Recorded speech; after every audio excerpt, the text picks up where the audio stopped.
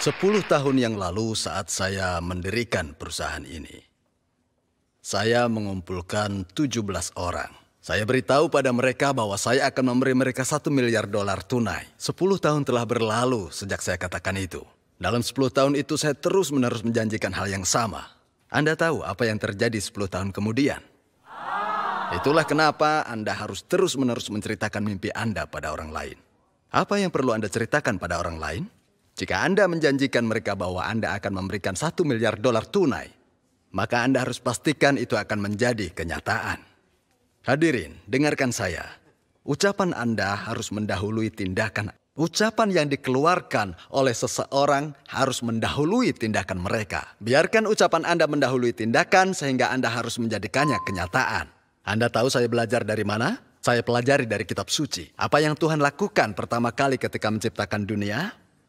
Tuhan menggunakan ucapan terlebih dahulu. Jadi Tuhan menciptakan dunia ini dengan ucapannya. Itulah sebabnya kenapa Anda harus menciptakan kesuksesan Anda dengan menggunakan ucapan juga. Anda harus mengatakan pada yang lain, saya akan menghasilkan 700 juta sebulan atau 1,5 miliar sebulan. Anda harus mengatakan ini pada orang lain selama 5 hingga 10 tahun. Dan ketika ucapan Anda jadi nyata, saat itulah Anda disebut sukses. Itulah mengapa Anda harus mengatakan kepada orang lain bahwasanya Anda memang akan menjadi orang yang sukses. Untuk tahu apa yang harus Anda katakan pada orang, Anda harus mencatatnya dulu. Ini adalah skenario kehidupan. Anda harus menuliskan akan menjadi seperti apa Anda ketika Anda sukses nanti.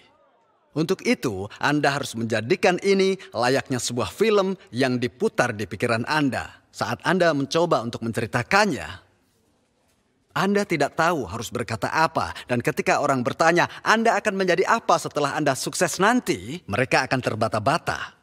Anda harus lebih spesifik lagi tentang bagaimana Anda menjadi sukses. Anda harus menuliskan berapa penghasilan yang Anda inginkan per bulannya. Dan tuliskan berapa banyak uang yang mau Anda tabung dalam 10 tahun ke depan. Tuliskan juga mobil impian Anda. Rumah seperti apa yang ingin Anda miliki. Anda perlu lebih spesifik akan bagaimana orang yang sedang makan bersama dengan Anda bisa menjadi orang sukses nantinya. Jelaskan lebih spesifik seberapa banyak Anda membantu orang lain dalam sebulan. Lalu Anda harus bayangkan hidup yang ingin Anda jalani dalam pikiran Anda dengan sangat jelas. Dan Anda harus menceritakannya kepada orang lain.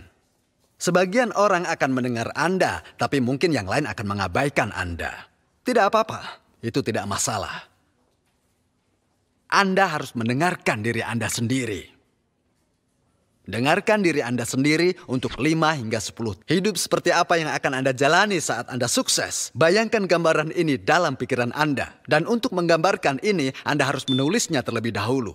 Walaupun Anda sudah melakukannya bulan lalu, Anda harus menulisnya lagi. Tulis ulang lagi setiap bulan. Lebih baik lagi jika Anda bisa menulisnya tiap hari. Jika Anda tidak bisa, tulis saat Anda datang ke sini. Saat Anda menuliskan seperti apa hidup Anda setiap bulan, maka hidup Anda akan berubah perlahan-lahan. Kenapa Anda terlihat lemah? Itu karena Anda tidak punya visi. Karena Anda tidak punya harapan.